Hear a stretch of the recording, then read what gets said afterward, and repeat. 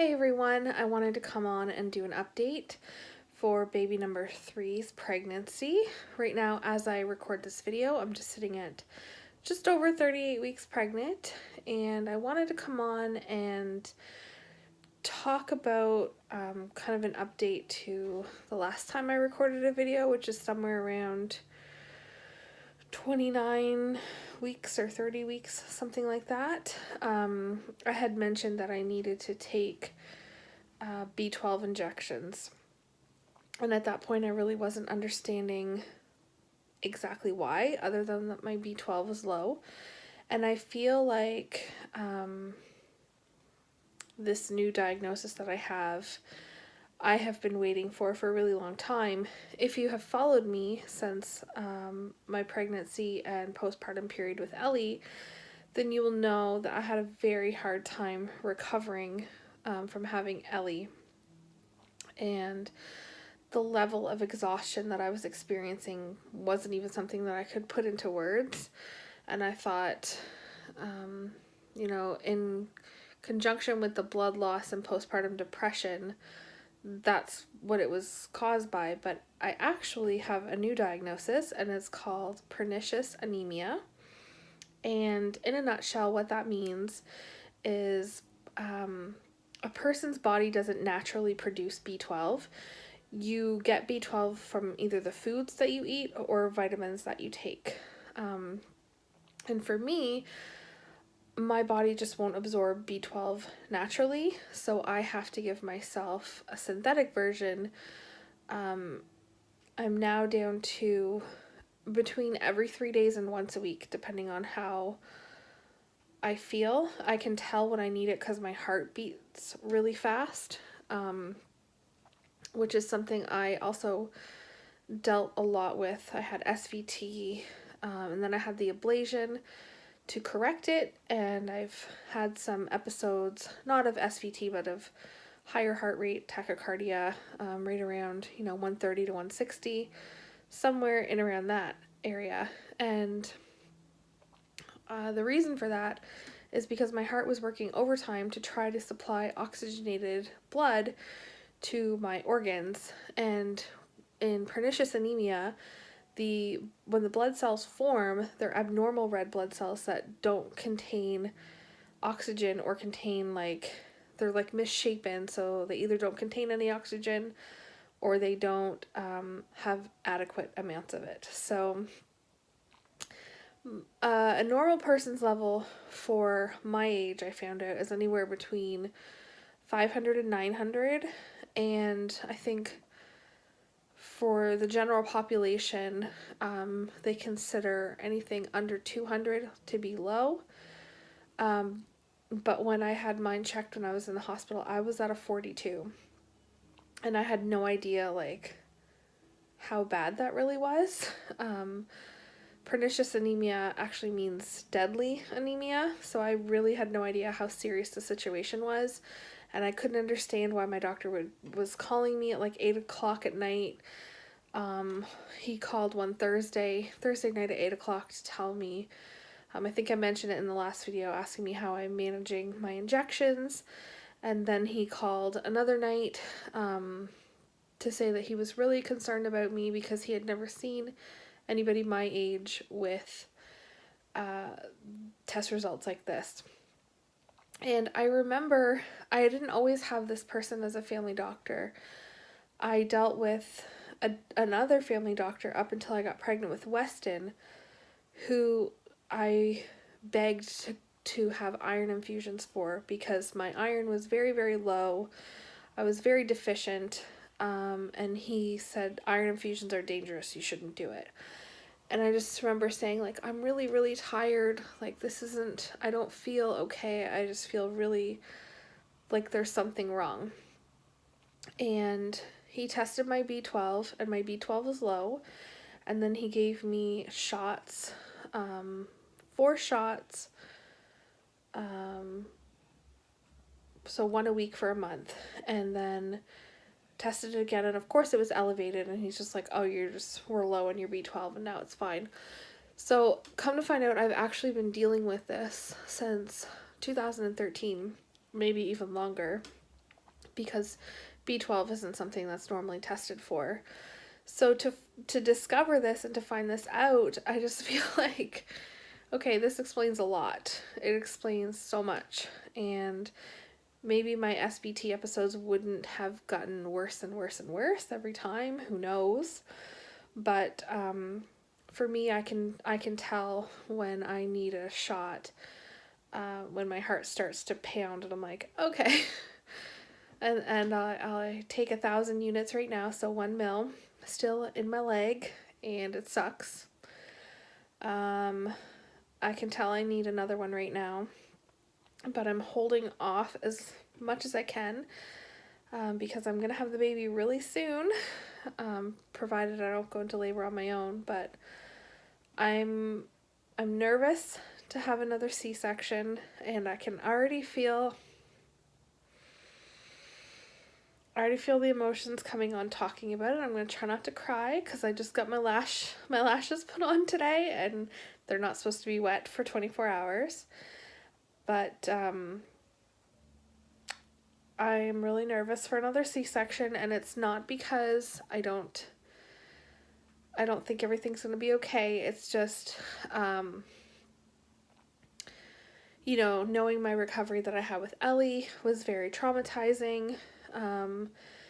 I had an incident with Weston at the beginning of his birth, and it was, a very normal thing that would happen.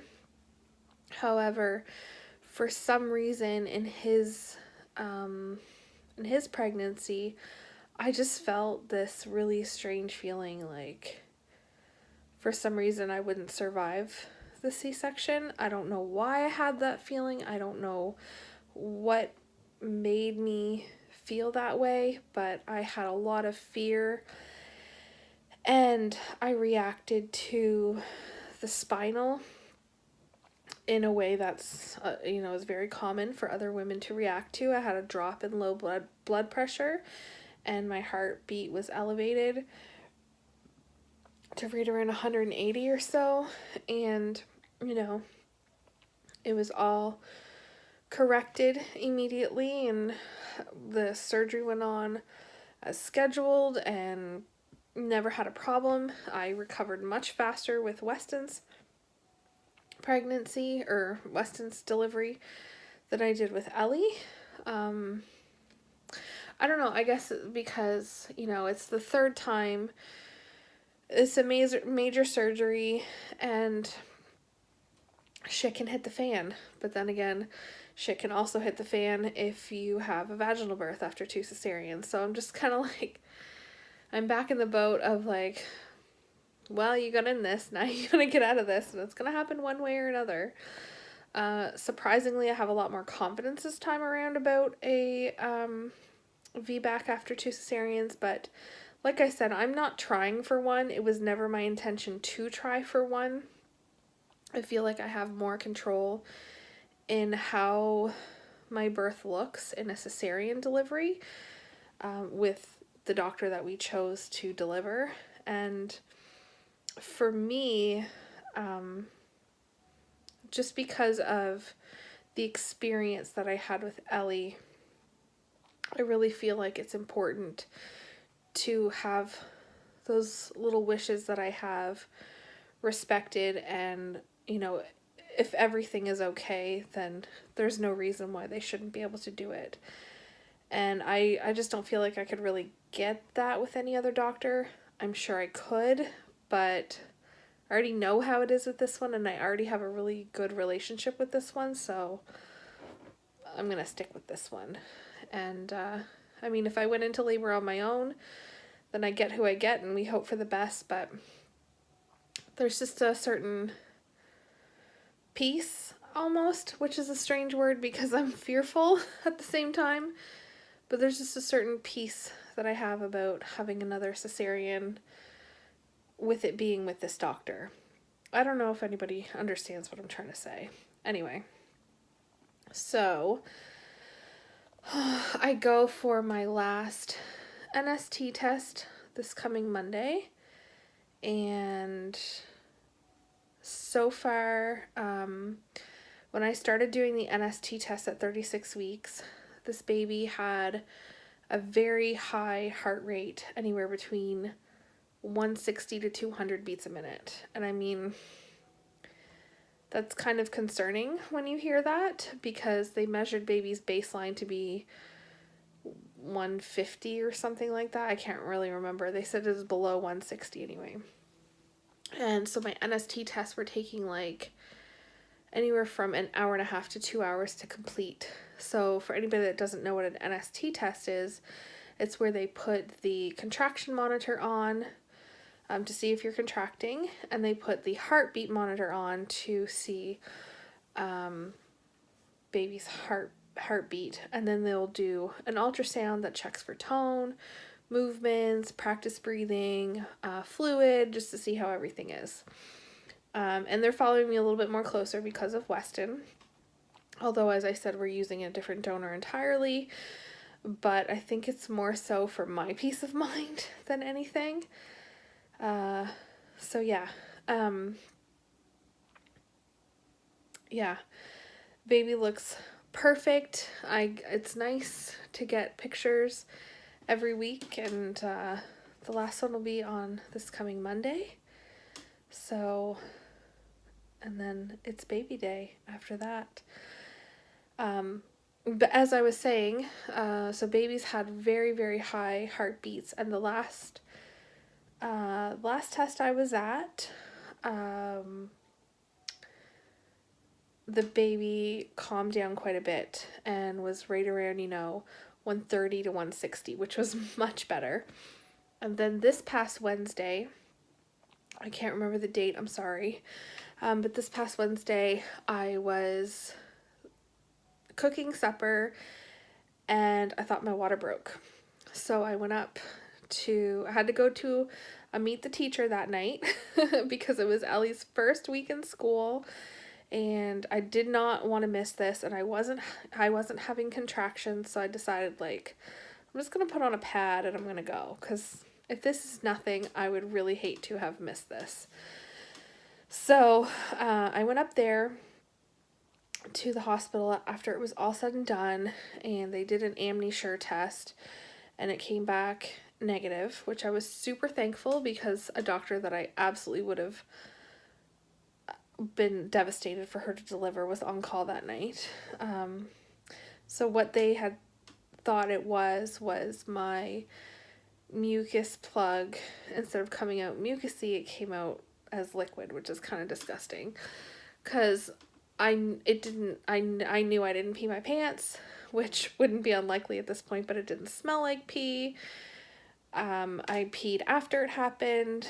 I find I have to pee all the time, but you could tell it was different. Anyway, so that happened, and they put me on the monitor that Wednesday night, and the baby did great. I was only 20 minutes on the monitor, so I'm hoping that it will go that way on Monday, and we can finish off this pregnancy with a little bit of normalcy. So I'll be doing my shot for B12 probably Tuesday, and then we'll have a baby in a day or so after that. So yeah. I'm just trying to think if there's anything else I need to share. I don't think so. It's been the everything happening with baby has been super typical. It's just, me dealing with, oh my goodness gracious, these iron infusions, which I did get. I got 3 of them, and I haven't been tested since to see about my ferritin levels, but I feel different, so I think it's gone up a little bit. And then the pernicious anemia, but other than that, and the hyperemesis gravidarum, other than that, I was like, everything is typical, and I really don't have much to say, so I guess, maybe I will do a video of what's in the baby's hospital bag, and what's in my hospital bag, and I'll do a nursery tour, and then I guess the next video after that will be labor and delivery. Or delivery, however it works. All right, we'll talk to you guys soon. Bye.